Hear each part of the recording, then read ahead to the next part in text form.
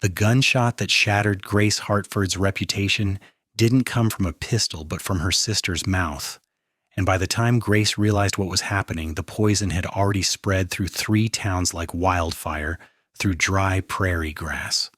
Grace stood behind the counter of the general store in Nebraska City, Nebraska, her hands trembling as Mrs. Pemberton placed her usual order of flour and sugar on the wooden surface without meeting her eyes. It was September 1878, and the late afternoon sun cast long shadows through the storefront windows, but the chill Grace felt had nothing to do with the changing season. "That will be $2.15, Grace said quietly, her voice steady despite the knot tightening in her chest. Mrs. Pemberton counted out the coins with deliberate slowness, her lips pressed into a thin line of disapproval. "I suppose you need the money," she said. Her words clipped. "What with your circumstances and all?" Grace's fingers closed around the coins. "I do not know what you mean, madam." "Of course you do not," Mrs. Pemberton replied, gathering her packages. "Shameful. That is what it is. Your poor mother, God rest her soul, would be heartbroken." She swept out of the store, leaving Grace standing alone with her confusion and growing dread. This had been happening for 3 days now. Customers who had once greeted her warmly now looked through her as if she were made of glass. Women pulled their children closer when she walked past. Men tipped their hats but averted their eyes. Something terrible had happened to her reputation, but Grace could not understand what or why. She closed the store at 6 o'clock, locking the door with hands that shook. The walk to the boarding house where she rented a small room took her past the saloon, the church, and the land office. At each location, conversation stopped when she approached. Whispers followed in her wake. At the boarding house, Mrs. Callahan met her at the door. "Miss Hartford, I need to speak with you." Grace's stomach dropped. "Yes?" "I am afraid I must ask you to find other accommodations. I run a respectable establishment, and I cannot have you staying here any longer. I will give you until the end of the week." "But why?" Grace's voice cracked. "What have I done?" Mrs. Callahan's expression softened slightly, but her resolve remained firm. "It is not what you have done, child. It is what you are doing. I cannot have a woman of your sort living under my roof. It would drive away my other tenants." Grace felt tears burning behind her eyes but refused to let them fall. "I swear to you I have done nothing wrong. Whatever you have heard, it is not true." "That is what they all say, dear." Mrs. Callahan closed the door, leaving Grace standing on the porch. That evening, Grace sat on her narrow bed and tried to piece together what was happening. She had lived in Nebraska City for 8 months, ever since her mother died and left her alone in the world. Her older sister Victoria had married a prosperous merchant and moved to Omaha 2 years before, and their relationship had always been strained. Victoria had been their father's favorite, beautiful and charming, while Grace had been quiet and bookish.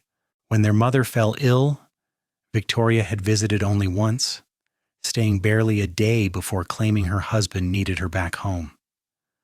Grace had nursed their mother through 6 months of fever and weakness, spending what little money they had on medicine and doctors. When her mother finally passed in January, Grace found herself alone with nothing but debts. She had sold their small house to pay what was owed and used the remainder to travel to Nebraska City, where a distant cousin had promised her work at the general store. She had been happy here, or as happy as someone still grieving could be. The work was honest, the pay fair, and she had begun to make friends. She attended church on Sundays and kept to herself otherwise. There was nothing in her behavior that could have sparked such sudden and complete ostracism unless Victoria had something to do with it. The thought came unbidden, but once it arrived, Grace could not shake it. Her sister had always been jealous of any attention Grace received, despite being the prettier and more popular of the two. Their mother had loved them equally, but in her final days she had clung to Grace, who had been there when Victoria was not. Could her sister's resentment have festered into something darker? The next morning, Grace received her answer. She arrived at the general store to find Mr. Hutchins, the owner, waiting for her with a grim expression. Miss Hartford, I am sorry, but I must let you go, he said without preamble. Business has been suffering since these rumors started, and I cannot afford to keep you on. What rumors? Grace demanded, her patience finally snapping. Everyone speaks of rumors and circumstances, but no one will tell me what I'm accused of. Mr. Hutchins looked uncomfortable. Your sister came through town last week. She stopped at the church and spoke with several prominent ladies. She told them that you had been involved with a married man back in Omaha, that you had taken money from him and caused a scandal. She said you fled here to escape the consequences and that you were now trying to trap another man into marriage to secure your future. Grace felt the blood drain from her face. That is a complete lie. I have never been to Omaha. I came here from Lincoln, where I lived with my mother until she died. I believe you, Mr. Hutchins said quietly, but it does not matter what I believe. The damage is done. I am sorry truly. Grace walked out of the store in a daze. Victoria had done this deliberately, maliciously, but why? They had barely spoken in years. What could Grace have possibly done to deserve such cruelty? She spent the afternoon in her room trying to decide what to do.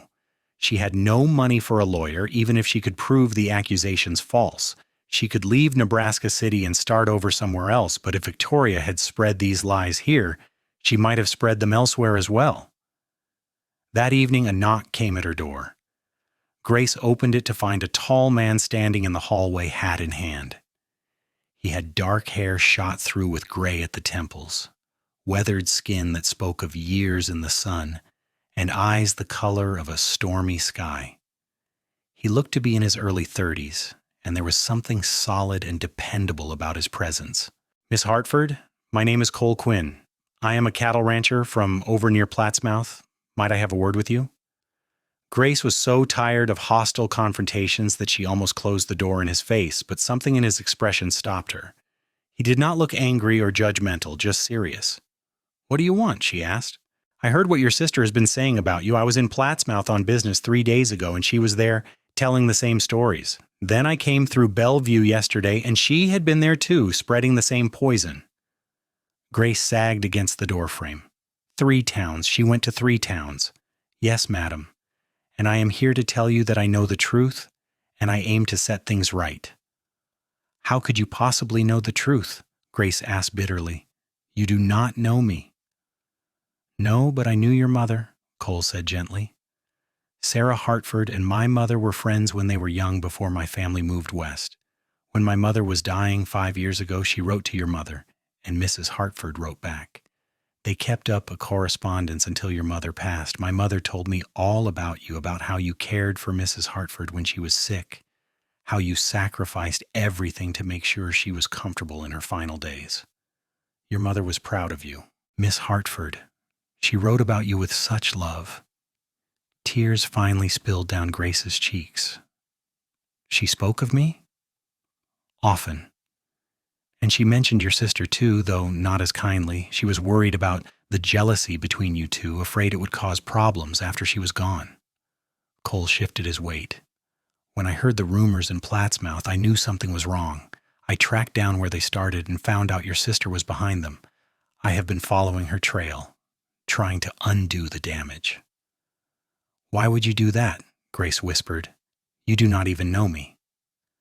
Because my mother loved your mother, and because what is being done to you is wrong. I cannot stand by and watch an innocent woman be destroyed by lies. He met her eyes steadily. I have been to the church in Plattsmouth and spoke with the minister there. I told him the truth about your mother's death and your care for her. I showed him the letters my mother kept from Mrs. Hartford. He has agreed to write to the ministers here and in Bellevue, vouching for your character. Grace could barely breathe. You did that for me? I did, and I will do more if you let me.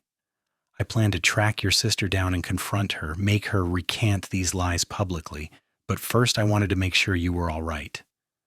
I am being evicted from this boarding house. I lost my position at the general store. People look at me as if I am diseased. Grace's voice broke. But other than that, I am perfectly fine. Cole's jaw tightened. Then we have work to do. Pack your things. Miss Hartford, you will stay at my ranch until this is sorted out. My sister and her husband live there too, so it will be entirely proper. I cannot impose on you like that. You are not imposing. I am offering. His tone left no room for argument. Besides, it will be easier to set things right if you're not here being harassed. Once your name is cleared, you can return or go wherever you like. But right now, you need somewhere safe to stay. Grace looked into his face and saw only sincerity. She was so tired of fighting alone, so exhausted from the constant weight of grief, and now this new burden of false accusation. The idea of letting someone else shoulder some of that weight, even for a little while, was almost overwhelming. "All right," she said quietly, "thank you. Pack what you need tonight. I will come for you tomorrow morning with a wagon.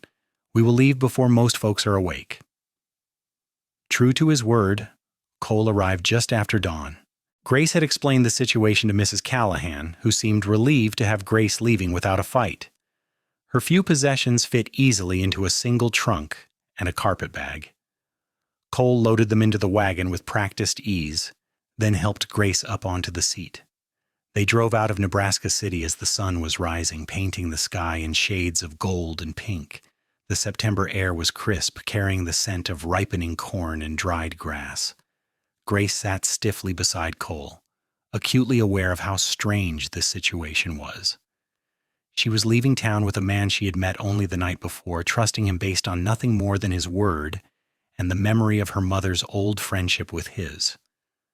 "Tell me about your ranch," she said, needing to break the silence.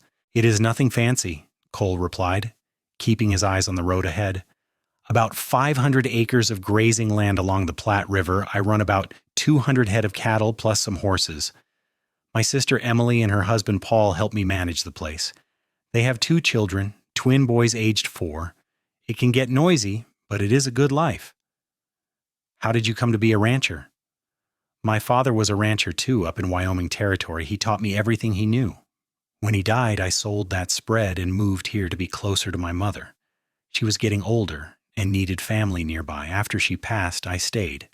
The land here is good, and I had built up a solid operation." They fell into a comfortable silence. Grace watched the landscape roll past, open prairie dotted with farmhouses and fields. This was still frontier country, though civilization was creeping westward year by year.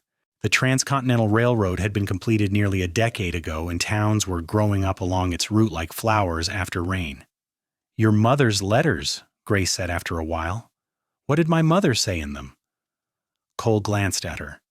She wrote about everyday things mostly, what she was reading, how her garden was growing, but she also wrote about you. How you had stayed to care for her when Victoria left. How you read to her when her eyes were too tired. How you sang the old songs she loved. He paused. She wrote about being afraid for you, worried that you would be left alone with nothing. She wanted you to be happy, to find someone who would appreciate your kindness and strength. Fresh tears pricked at Grace's eyes. "I miss her so much." "I know," Cole said gently. "Losing a mother is one of the hardest things in this world, but she clearly loved you deeply, and that love does not end just because she is gone." They reached the ranch by mid-afternoon. It was a sprawling property with a 2-story house, a large barn, several outbuildings, and extensive corrals. The house was built of whitewashed wood with a wide porch that wrapped around 3 sides. Smoke curled from the chimney, and Grace could see curtains in the windows, signs of a home that was lived in and loved. A woman emerged from the house as they pulled up, wiping her hands on her apron. She was younger than Cole, perhaps 25, with the same dark hair and gray eyes. 2 small boys tumbled out behind her, chasing each other around the porch posts.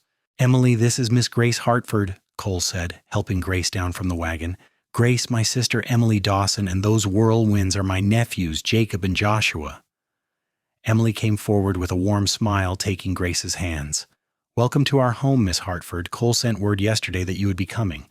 Your room is all ready." "Thank you for having me," Grace said, overwhelmed by the kindness. "I do not want to be a burden." "Nonsense. We are happy to have another woman around. I have been outnumbered by men for too long."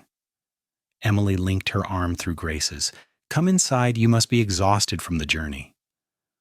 The house was warm and welcoming, filled with comfortable furniture and bright quilts. Emily showed Grace to a sunny bedroom on the second floor with windows overlooking the prairie.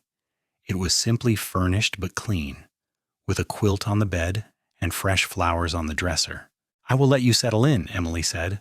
"Supper is at 6. Come down whenever you're ready." Grace unpacked her few belongings and washed her face in the basin on the washstand. When she looked in the mirror, she barely recognized herself. She had always been slender, but grief and stress had carved hollows under her cheekbones. Her brown hair, usually neatly pinned, was coming loose from its bun. Her hazel eyes looked bruised with exhaustion. She changed into a clean dress and repinned her hair, then steeled herself to go downstairs and meet the rest of the family. She found Emily in the kitchen, stirring something fragrant on the stove, while the twins played with wooden blocks on the floor. "Can I help?" Grace asked. "You are a guest," Emily protested, but Grace shook her head. "Please, I would like to be useful. It will make me feel less like a charity case." Emily studied her for a moment, then smiled. "All right, you can help me snap these beans." They worked together in companionable silence for a while. The twins eventually grew bored with their blocks and came to investigate Grace, staring at her with solemn eyes. "Are you going to live here forever?" Jacob asked, or perhaps it was Joshua. Grace could not tell them apart yet. "Just for a little while," Grace said. "Do you know any stories?" the other twin asked. "I know a few," Grace admitted. "Will you tell us one?" Grace looked at Emily, who nodded encouragingly. So Grace sat down on the floor with the boys and told them the story of the 3 billy goats Gruff, acting out the parts and making them giggle with her troll voice. She was so absorbed in the tale that she did not notice Cole and another man entering the house until the story was finished. "You are good with children," Cole observed from the doorway. Grace stood up quickly, brushing off her skirt. "I used to help at the Sunday school back in Lincoln." "Grace, this is my brother-in-law, Paul Dawson." Paul was a stocky man with a friendly face and sandy hair. He shook Grace's hand with genuine warmth. "Pleased to meet you, Miss Hartford. Cole has told us about your situation. That sister of yours ought to be horsewhipped for what she has done." "Paul?" Emily chided, though she did not disagree.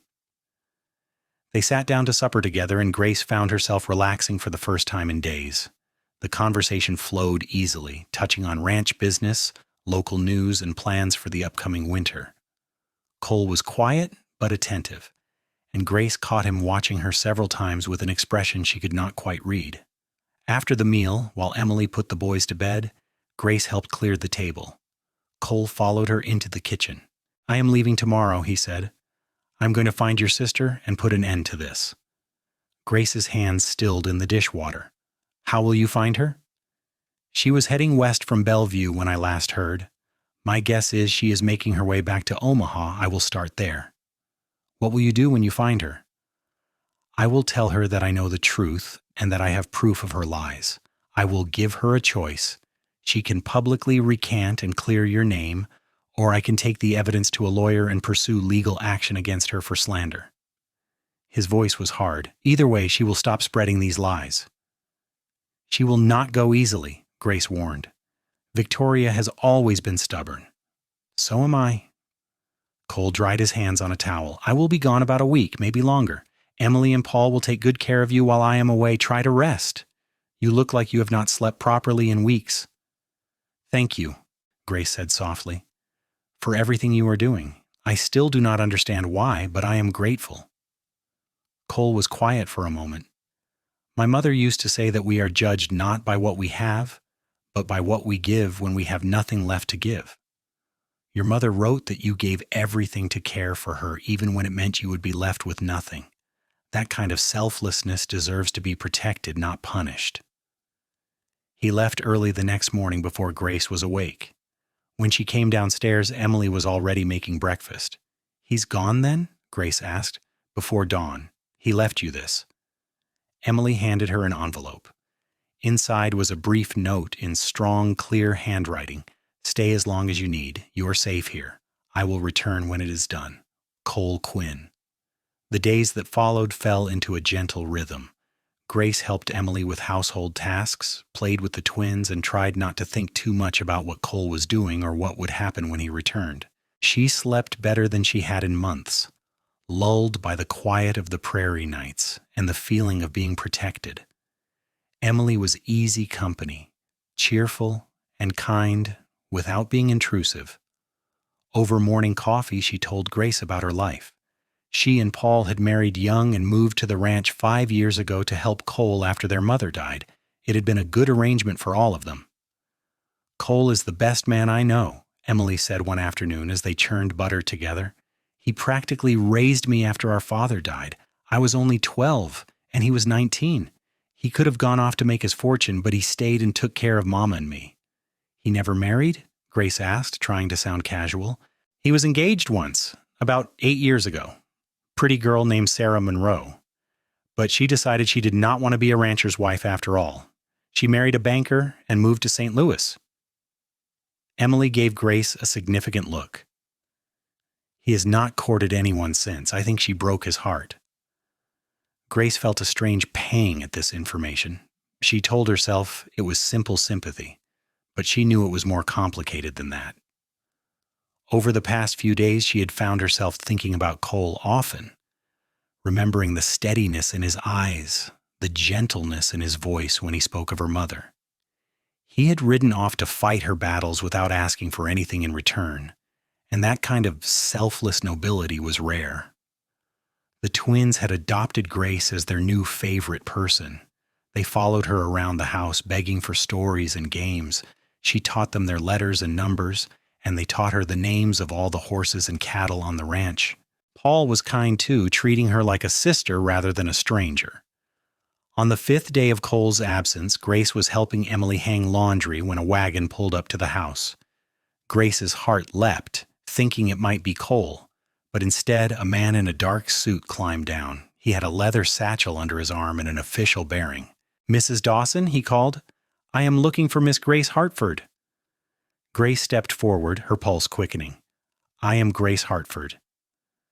"My name is Thomas Reed. I am an attorney from Omaha. Mr. Cole Quinn hired me to handle your case."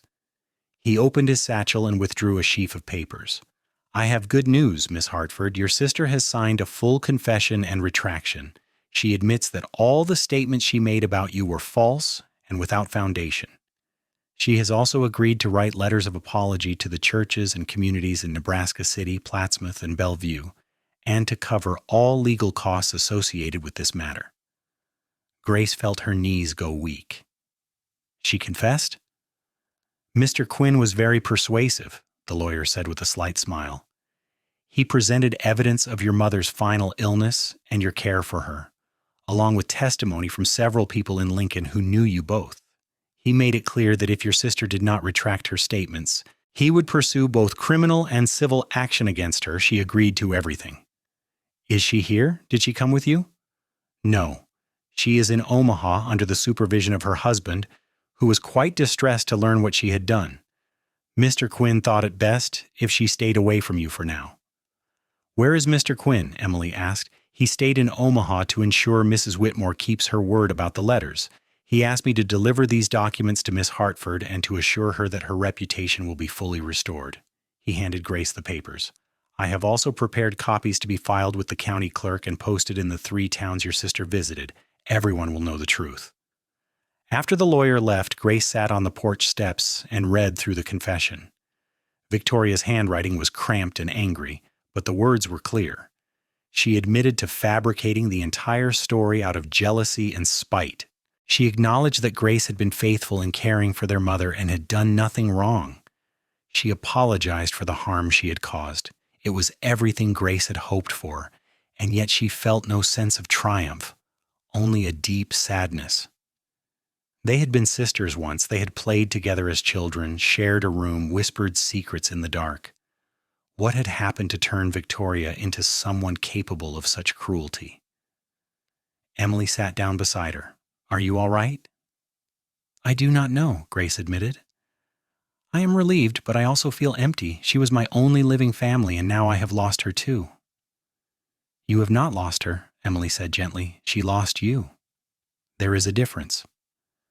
That evening, Grace sat down and wrote a letter, not to Victoria, but to Cole. She thanked him for what he had done and told him she would be forever grateful.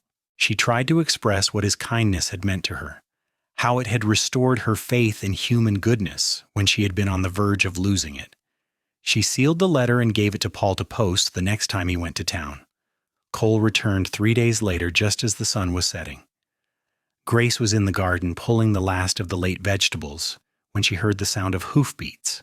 She straightened up, shading her eyes against the slanting light, and saw him riding toward the house on a big bay gelding. Her heart did a strange little flip in her chest. He dismounted and walked toward her, and Grace was struck again by how solid and dependable he looked. Here was a man who kept his promises, who fought for what was right even when there was nothing in it for him. "Welcome back," she said, suddenly shy. "Miss Hartford." He pulled off his hat. "I trust Mr. Reed found you and explained everything?" "He did. Thank you does not seem adequate for what you have done for me, but thank you." "You are welcome." He studied her face. "How are you? Better? Stronger? Ready to decide what comes next?" "And what do you want to come next?" Grace took a breath.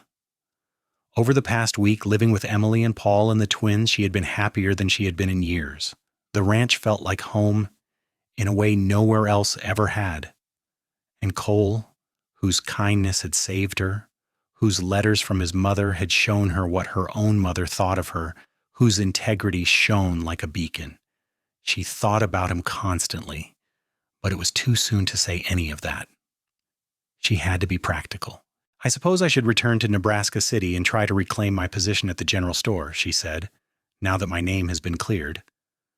Something flickered in Cole's eyes, but he nodded. "If that is what you want, I will take you back tomorrow." "Is that what you think I should do?" "What I think does not matter. This is your life, Miss Hartford. You have to decide what you want from it." "What if I do not know what I want?"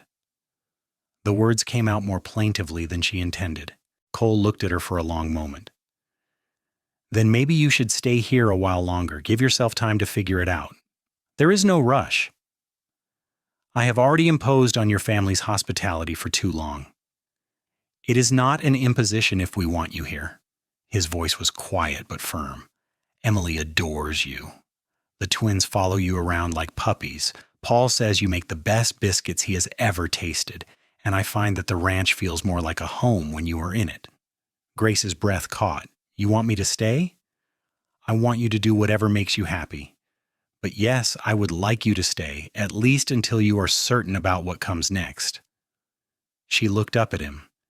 This man who had appeared in her life like an answer to a prayer she had not known she was praying.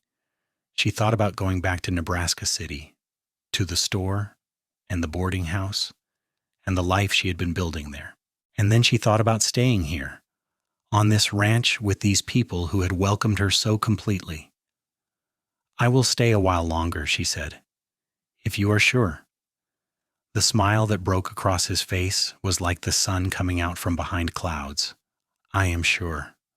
Autumn deepened into October, and Grace settled into life on the ranch. She helped Emily with the preserving and canning, putting up vegetables and fruits for the winter. She sewed new shirts for the twins who were growing like weeds. She learned to gather eggs from the chickens and milk the cow, tasks she had never done before but found strangely satisfying. And she spent time with Cole. At first it was just in passing, brief conversations at meals or when he came in from working the cattle, but gradually he began to find excuses to be near her.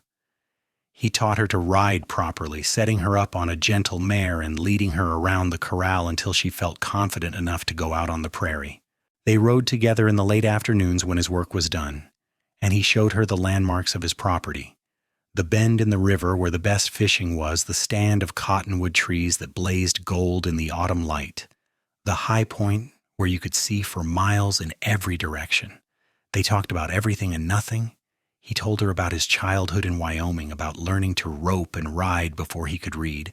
She told him about growing up in Lincoln, about her love of books and her dream of one day seeing the ocean. He spoke of his mother and the lessons she had taught him about kindness and integrity. She spoke of her mother too, the good memories as well as the pain of watching her fade. "Do you regret staying with her?" Cole asked one afternoon as they sat beside the river, watching the water flow past. "You gave up years of your life to care for her." "Not for a moment," Grace said. "Those months were hard, but they were also precious. I got to tell her everything I wanted her to know. I got to hold her hand when she was afraid. I got to be there when she took her last breath so she was not alone. How could I regret that?" Cole was quiet for a moment. "You have a rare heart, Grace Hartford." She looked at him, this man who had saved her reputation and given her refuge, and felt something shift inside her chest. It was not just gratitude, though she was grateful. It was not just admiration, though she admired him. It was something deeper, warmer, more frightening and wonderful than anything she had felt before. She was falling in love with him. The realization should have terrified her, but instead it filled her with a strange peace. After so much loss and pain, after the betrayal by her sister and the cruelty of strangers, here was something good and true. She did not know if Cole felt the same way, but she knew with absolute certainty that her feelings for him were real. As October turned to November, the air grew colder, and the prairie grass faded to gold and brown. The cattle were brought in closer to the ranch buildings, and preparations began for winter. Grace helped Emily sew quilts and knit socks, stockpiling warm things for the months ahead. Cole grew quieter as the days shortened, and Grace wondered if something was troubling him. He still sought her company, but there was a tension in him that had not been there before. Finally, one evening after supper, he asked if she would walk with him. They bundled up in coats and scarves and went out into the cold November night. The stars were brilliant overhead, and their breath plumed white in the air. Cole led her away from the house, toward the corrals where the horses were settling in for the night. "I need to talk to you about something," he said, and Grace's heart began to pound. "All right." He stopped and turned to face her, his expression serious in the starlight. "You have been here almost 2 months now. You are stronger, your name has been cleared, and you could return to Nebraska City or go anywhere you want. But you are still here." "Yes," Grace said softly, "I am still here." "Why?" She could lie. She could say she was not ready yet, that she was still recovering, that she needed more time, but she was tired of not saying what was in her heart. "Because I do not want to leave," she said, "because this place feels like home, because your family has become my family, because when I think about my future, all I can see is being here, with you." Cole's breath caught. "Grace, I need you to be sure. I need you to know what you are saying." "I am sure." She stepped closer to him, close enough to feel the warmth of his body in the cold night. "I love you, Cole Quinn. I think I have loved you since the night you appeared at my door and offered to fight my battles. I know it is fast, and I know you may not feel the same way, but I had to tell you the truth." For a moment, Cole just looked at her, his eyes searching her face. Then he reached out and cupped her cheek with his hand, his touch gentle. "I have been in love with you since the day I brought you here," he said, his voice rough with emotion. "I watched you playing with the twins, helping Emily, trying so hard to be useful and earn your keep when you had already earned it just by being yourself. I watched you grow stronger every day, watched the light come back into your eyes, and I knew I wanted to spend the rest of my life making sure that light never went out again." Grace felt tears sliding down her cheeks.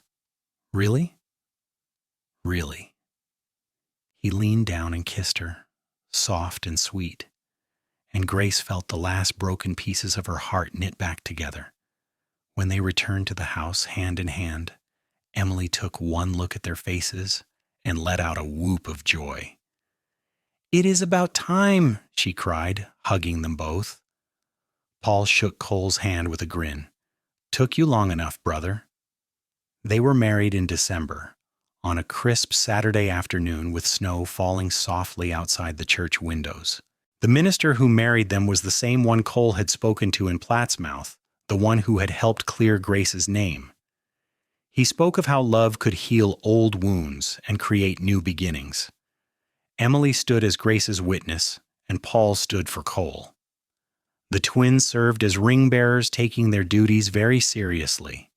Grace wore a simple blue dress that Emily had helped her sew, and Cole wore his best suit, his hair neatly combed, and his eyes full of love. When the minister pronounced them husband and wife, Cole kissed her with such tenderness that Grace thought her heart might burst. They walked out of the church into a world transformed by snow, everything clean and white and new. A few people from Nebraska City had come to the wedding, including Mr. Hutchins from the general store. He apologized to Grace for letting her go and offered her a letter of reference if she ever needed one. Mrs. Callahan from the boarding house came too, looking ashamed of how quickly she had judged. "I should have listened to you," she said to Grace. "I'm sorry." "It is forgotten," Grace said, and meant it. She had no room in her heart for bitterness anymore, not when it was so full of joy. They held a small reception at the ranch house with food and music and laughter. Someone brought a fiddle, and Cole danced with Grace in the parlor while everyone clapped and cheered. He was not a graceful dancer, but he was enthusiastic, and Grace laughed until her sides hurt. That night, alone in Cole's room that was now their room, he held her close and whispered all the ways he would love her, all the years they would have together. "I want to give you everything," he said.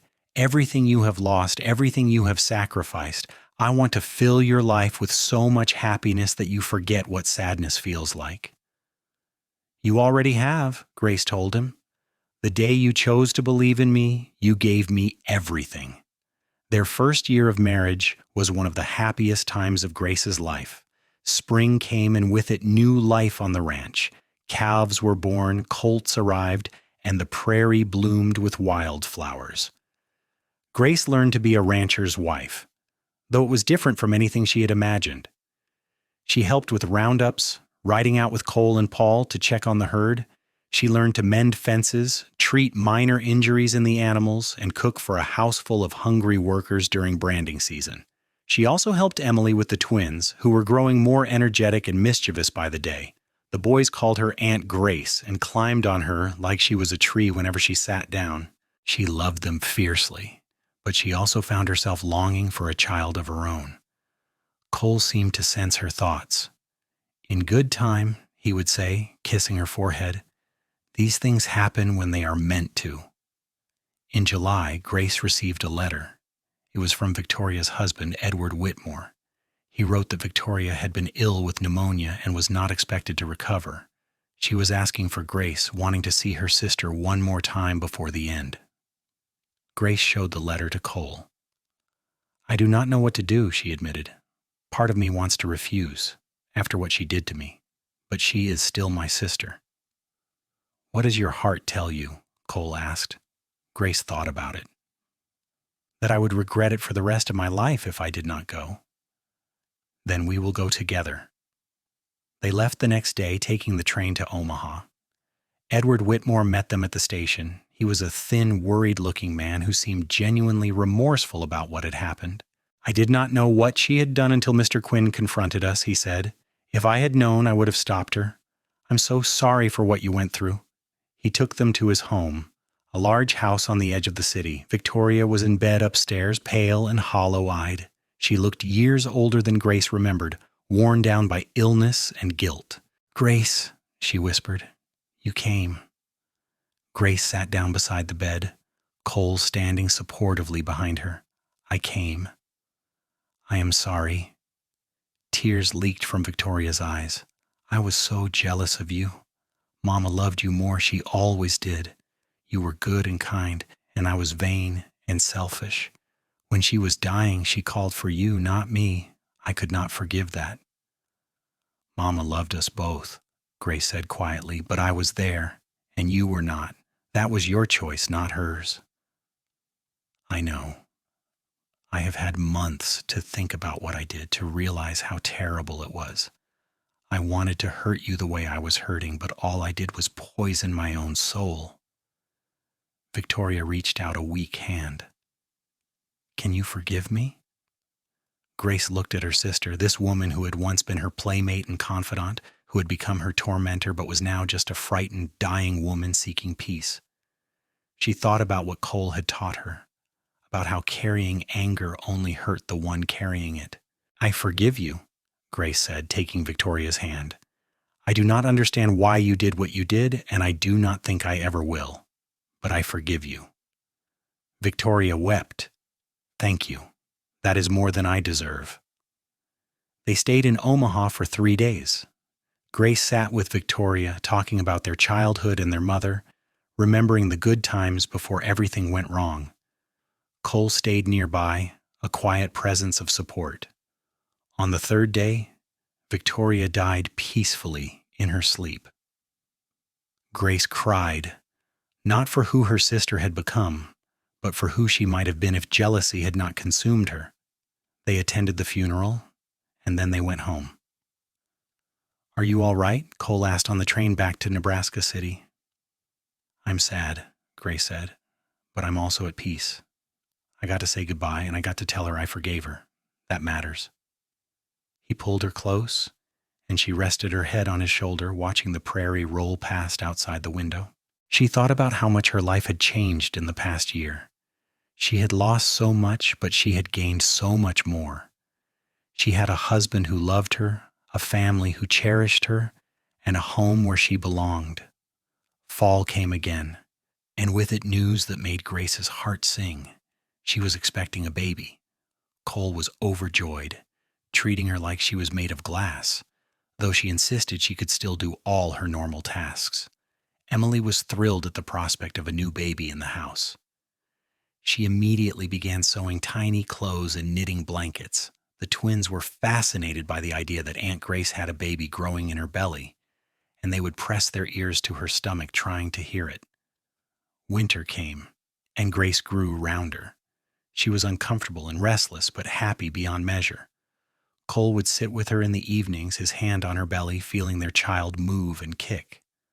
"Boy or girl, do you think?" he would ask. "I do not care, as long as the baby is healthy," Grace would reply. "A boy would be useful on the ranch," Cole mused, "but a little girl who looks like you would be a blessing." The baby came on a cold February night in 1880, during a howling blizzard that piled snow up against the windows. The doctor barely made it through from town, and Emily and Paul paced nervously downstairs while Cole held Grace's hand through the long hours of labor. When their son finally arrived, red-faced and squalling, Cole wept. "He is perfect," he said, cradling the tiny bundle. "Absolutely perfect." They named him Jonathan, after Cole's father. He was a healthy, hungry baby who quickly became the center of everyone's world. Grace had never known she could love someone so completely, so instantly.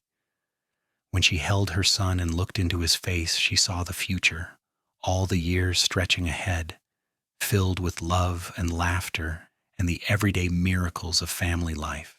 The twins adored their new cousin, though they were sometimes too enthusiastic in their affection. Cole was a natural father, gentle and patient, rocking the baby in the middle of the night and singing him lullabies in his deep, rumbling voice. Spring came again, and life settled into a new rhythm. Grace had never been happier. The ranch prospered, the family grew closer, and every day brought fresh reasons to be grateful. One afternoon when Jonathan was 6 months old, Grace was sitting on the porch with him in her arms, watching Cole work with a new horse in the corral. He looked up and caught her eye, and the smile he gave her was full of such love and contentment that she felt her heart overflow. She thought about the girl she had been 2 years ago, alone and grieving, her reputation destroyed by lies. She thought about how close she had come to giving up, to surrendering to despair. And then she thought about Cole, riding into her life like a hero from a storybook, determined to set things right. He had told the truth in every town Victoria had visited, patiently and persistently correcting every lie. He had restored her name and her honor. And in doing so, he had given her back her life. But more than that, he had given her love, a love so deep and steady that she knew it would sustain her through all the years to come, through whatever joys and sorrows lay ahead. 2 years later, Grace was pregnant again. This time she knew what to expect, and the pregnancy was easier. Their second son, Matthew, was born on a golden September afternoon, and he was as different from Jonathan as night from day. Where Jonathan was serious and thoughtful, Matthew was all smiles and mischief from the start. Cole loved both his sons with a fierce devotion that made Grace fall in love with him all over again. She would watch him with the boys, teaching them to ride, showing them how to care for the animals, telling them stories about their grandmothers and the importance of integrity and kindness, and her heart would swell with pride. The ranch continued to prosper. They added more land, more cattle, and built a bigger barn. Paul and Emily's twins were growing into fine young men, and Grace was grateful every day for the family she had found. 3 years after Matthew's birth, their daughter arrived. Christabel was the image of Grace, with the same hazel eyes and brown hair. Cole was utterly enchanted by his daughter, and Grace teased him about being wrapped around her tiny finger from the moment she was born. "She is going to be trouble," Emily predicted, laughing as Cole carried Christabel around the house, showing her everything and explaining it all in elaborate detail, even though she was only weeks old. "She is perfect," Cole insisted. Grace agreed. All 3 of their children were perfect, each in their own way. Jonathan was quiet and studious, already showing signs of his grandfather's ranching instincts. Matthew was bold and adventurous, always getting into scrapes and coming home dirty and grinning. And Christabel was bright and determined, with a smile that could light up a room. The years flowed past like water in the river. The children grew, the ranch prospered, and Grace and Cole's love deepened with every passing season. They had their struggles, as all families do. There were dry years when the grass was poor and they worried about the cattle. There were harsh winters when they huddled by the fire and prayed for spring. There were illnesses and accidents, moments of fear and pain. But through it all, they had each other. When Grace was worried, Cole was her rock. When Cole was troubled, Grace was his comfort. They built a life together that was rooted in trust and respect and a love that grew stronger every day. Emily and Paul remained close, their family expanding as well. The twins eventually married and started ranches of their own nearby. Emily had another child, a daughter she named Sarah in honor of Cole and Emily's mother. The families gathered often for meals and celebrations, creating a web of connection and love that sustained them all. Grace thought often about her mother and wished she could have seen how things turned out. She thought about Victoria too, with sadness, but without bitterness. She had learned that forgiveness was not about forgetting or excusing, but about refusing to let the past poison the present. When Jonathan turned 18, he told his parents he wanted to study veterinary medicine. It would mean going east to school, leaving the ranch for several years. Grace worried about him being so far away, but Cole supported their son's dream.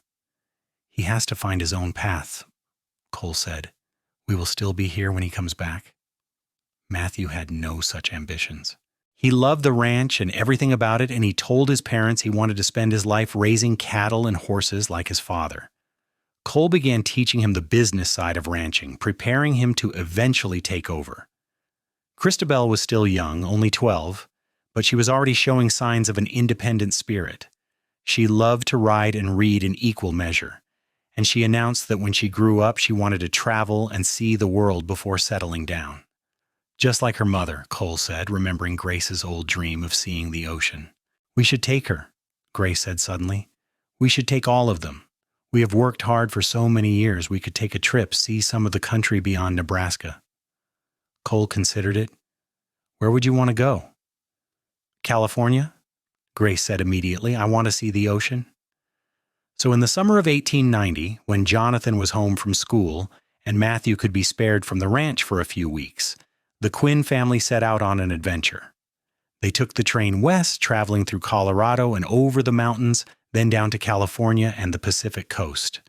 Grace stood on the beach at San Francisco with her family around her, watching the waves roll in, and she felt a profound sense of completion. She had dreamed of this moment as a lonely girl in Lincoln, never imagining that when it finally came, she would have a husband who loved her and children to share it with. Cole put his arm around her waist. Was it worth the wait? It was worth everything, Grace said, turning to kiss him. They returned to the ranch renewed and refreshed, full of stories and memories. Life settled back into its comfortable rhythms. The seasons turned, the children grew, and the years accumulated like the layers of a pearl, each one adding luster and depth to their lives. When Grace was 42, she realized with both surprise and joy that she was pregnant again. The doctor warned that pregnancy at her age carried risks, but Grace and Cole decided together to welcome this unexpected blessing. Their youngest son, Daniel, was born on a spring morning when the prairie was carpeted with wildflowers. He was healthy and strong, and his arrival seemed to complete their family in a way Grace had not known was needed.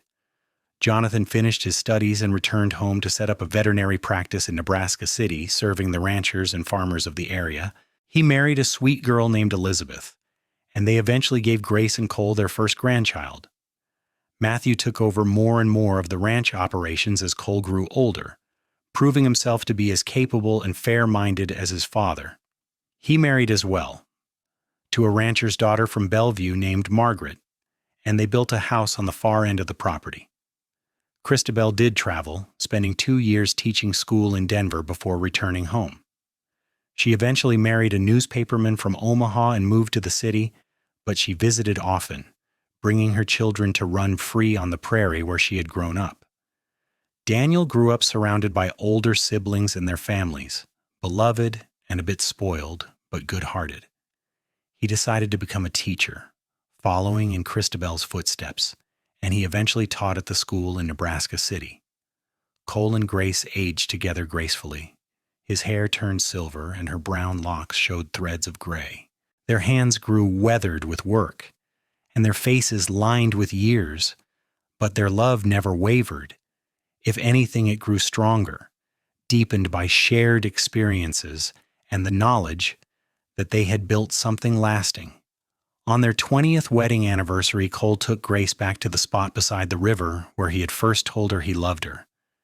It was a December afternoon, cold but clear, and the prairie stretched away in all directions, endless and beautiful. 20 years, he said, taking her hands in his. Best 20 years of my life. Mine too, Grace said. Do you ever regret it? Taking on another man's troubles? Getting involved in something that had nothing to do with you? Grace Hartford Quinn, you have never been trouble. You have been the greatest blessing of my life. He pulled her close. I thank God every day that I heard those rumors, that I had my mother's letters, that I had the courage to come find you. Everything good in my life flows from that decision. She kissed him then, standing beside the river in the winter cold, and she knew that she was the luckiest woman in the world. Years continued to pass. The ranch remained strong, passed down to Matthew and then to his sons. Jonathan's veterinary practice thrived, and he trained younger doctors to carry on his work. Christabel's newspaper articles about life on the frontier were published in papers across the country, making her something of a local celebrity. Daniel married and had children, filling the old schoolhouse in Nebraska City with the next generation of students. Cole and Grace became grandparents many times over, their house filled with visiting children and grandchildren during holidays and summer vacations. They watched their family tree spread and grow, each branch strong and healthy, rooted in the love they had planted so many years before. One evening when Grace was 65 and Cole was 69, they sat together on the porch watching the sunset paint the prairie in shades of gold and crimson. Their hands were clasped together, fingers intertwined the way they had been for more than 3 decades. Do you remember the night we met? Grace asked. You standing in that hallway, telling me you knew the truth? I remember everything about that night, Cole said. You were so tired, so worn down, but you still held your head high. I knew right then that you were strong enough to survive anything. I survived because of you, Grace said. You saved me, Cole, in every way a person can be saved. We saved each other, he replied. I was just existing before you came into my life, going through the motions. You gave me purpose, gave me a reason to wake up smiling every morning. They sat in comfortable silence, watching the sun sink below the horizon. Grace thought about the long road that had brought them here, all the twists and turns, the sorrows and joys. She thought about Victoria and the lies that had nearly destroyed her, and about Cole's determination to set things right in every town her sister had visited. The truth had mattered. It had mattered then, and it mattered still. Cole had ridden from Nebraska City to Plattsmouth to Bellevue, patiently correcting every false rumor, showing evidence of Grace's good character, refusing to let lies take root. He had given her back her name and her honor. But more than that, he had given her a future, a life filled with love and family and purpose. He had given her children and grandchildren, a home that was truly hers, and a love that had sustained her through 3 decades and would sustain her until the end of her days. I love you, she said, the words as true now as they had been the first time she said them. I love you too, Cole replied. Always have, always will. As the stars began to appear in the darkening sky, Grace leaned against her husband's shoulder and felt a deep and abiding peace. The lies that had once threatened to destroy her were long forgotten by everyone except her, and even those memories had lost their power to hurt. What remained was the truth, that she was loved, that she was worthy, that she had built a good life with a good man. The years that followed were gentle ones. Cole's joints grew stiff with arthritis, and Grace's eyes weakened, but they adapted. They spent more time sitting on the porch, watching the ranch operations from a distance, offering advice when asked, but letting the younger generation run things. They read to each other in the evenings, his voice reading her favorite novels aloud when her eyes grew tired, her hands holding his when the pain in his joints was bad. Their children visited often, bringing grandchildren and then great-grandchildren. The house that had once held just Cole and Emily and Paul's family now overflowed with life during holidays and celebrations. Grace would look around the crowded parlor at Thanksgiving or Christmas, seeing all the faces of her descendants, and marvel at how much had grown from the seed of love planted so many years before. When Grace was 72, Cole fell ill. It was pneumonia, the same illness that had taken Victoria so many years before. The doctor came and did what he could, but they all knew that Cole's time was drawing to a close. He was 76 years old, and he had lived a full and good life. Grace sat beside his bed day and night, holding his hand, talking to him about their life together. She reminded him of their first ride across the prairie, of their wedding in the snow, of the births of their children and grandchildren. She told him how much he had meant to her, how he had saved her in every way that mattered. No regrets, Cole whispered, his voice weak but certain. Not a single one. Me neither, Grace said, tears streaming down her face.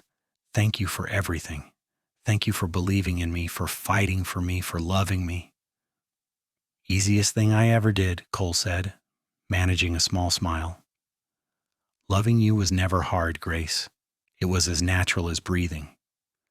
Their children gathered, all of them making it home in time to say goodbye. Jonathan, Matthew, Christabel, and Daniel all took turns sitting with their father, thanking him for the lessons he had taught them, for the example he had set. The grandchildren came too, paying their respects to the patriarch who had built the foundation of their family. Cole died on a quiet morning in early spring, with Grace's hand in his and their children around them. His last words were, "I love you," spoken to Grace with his final breath.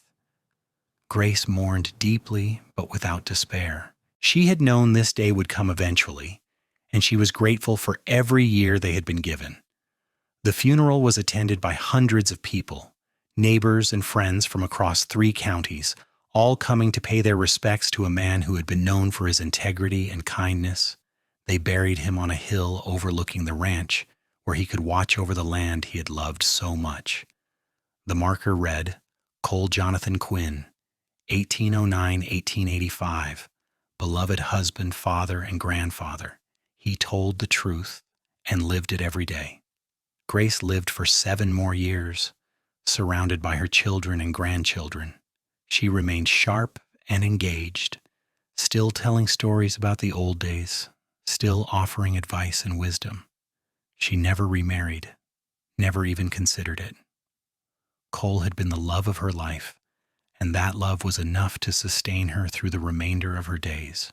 She spent her final years working on a written family history, documenting the story of how she and Cole had met, how he had saved her from the lies her sister had spread, how their love had built something lasting. She wanted her descendants to know where they came from, to understand the values that had shaped their family. When Grace was 79, she grew ill with the same wasting sickness that had taken her mother so many years before. She faced it with quiet courage, never complaining, always grateful for the life she had been given. Her children took turns caring for her, and she thanked them for letting her die at home, in the house she had shared with Cole. On a warm June evening, Grace Hartford Quinn slipped away peacefully in her sleep. Her last conscious thought was of Cole, and she smiled, knowing she would see him again soon. They buried her beside her husband on the hill overlooking the ranch. Her marker read, Grace Hartford Quinn, 1836–1915, beloved wife, mother, and grandmother. She faced lies with grace and built a life on truth. The ranch continued for generations after them, passed down through the family line. The story of how Cole and Grace met became family legend, told and retold to each new generation. Their descendants prospered and spread across the country, but they always remembered their roots in Nebraska, on a ranch where a cowboy had once ridden out to defend a woman's honor and had found love in the process. The truth Cole had told in 3 towns, Nebraska City, Plattsmouth, and Bellevue, correcting the lies Victoria had spread, became the foundation of a family built on integrity and love. His decision to get involved, to fight for what was right even when it did not directly benefit him, had created ripples that spread far beyond anything he could have imagined. Grace's sister had spread lies across 3 towns, trying to destroy her out of jealousy and spite. But Cole had told the truth in everyone, patiently and persistently correcting each false rumor. And from that truth, from that simple act of standing up for what was right, had grown a love story that lasted a lifetime and beyond. Their great-great-grandchildren still visited the hilltop where they were buried, bringing flowers and telling their own children about the ancestors who had started it all. The stones were weathered now, the words worn by wind and rain, but the legacy remained strong. A cowboy had heard lies and chose to tell the truth. A woman had been saved not just from false accusations, but from despair. And together they had built something beautiful, a family and a love that proved that truth, spoken with courage and conviction, could overcome any lie. The prairie wind still blew across the ranch, carrying with it the whisper of their story. The river still flowed where Cole had first declared his love. The house still stood, renovated and expanded, but fundamentally the same, a testament to what they had built together. And on quiet evenings when the sun set in shades of gold and the stars began to appear, you could almost feel their presence still, 2 souls who had loved deeply and true, whose story would be told for generations to come. A reminder that in a world full of lies, the truth spoken with love could change everything. The ranch continued to prosper into the 20th century and beyond, a lasting monument to Grace and Cole's love and to the values they had instilled in their family. Their story was never forgotten, passed down through the generations as a reminder that character matters, that truth prevails, and that love, when rooted in integrity and mutual respect, can withstand anything. Grace Hartford had been brought low by lies, her reputation nearly destroyed by her sister's jealous venom. But Cole Quinn had lifted her up with truth, correcting those lies in every town they had been spread, and in doing so, he had given her not just her reputation back, but a whole new life, a family, and a love that lasted until death and beyond. Their story was one of redemption and restoration, of how one person's courage could change another person's destiny. It was a story of the Wild West, of hard work and harsh conditions, but also of deep love and unwavering commitment. It was a story that proved that happy endings were possible, even after the darkest times, if you had someone willing to fight for you and with you. And so the legacy of Grace and Cole Quinn lived on in their descendants who still valued truth and integrity, in the ranch that still bore their mark, and in the hilltop where they rested side by side, their love story complete but never truly ended. They had lived fully, loved deeply, and left behind something far more valuable than land or money. They left behind a legacy of truth, courage, and enduring love that would inspire generations yet unborn. The sun set one final time on their story, painting the Nebraska prairie in shades of gold and crimson, a fitting tribute to two lives well lived and a love well earned. And as the stars emerged in the vast prairie sky, they seemed to shine a little brighter over that hilltop, as if heaven itself was celebrating the reunion of two souls who had been meant for each other from the beginning.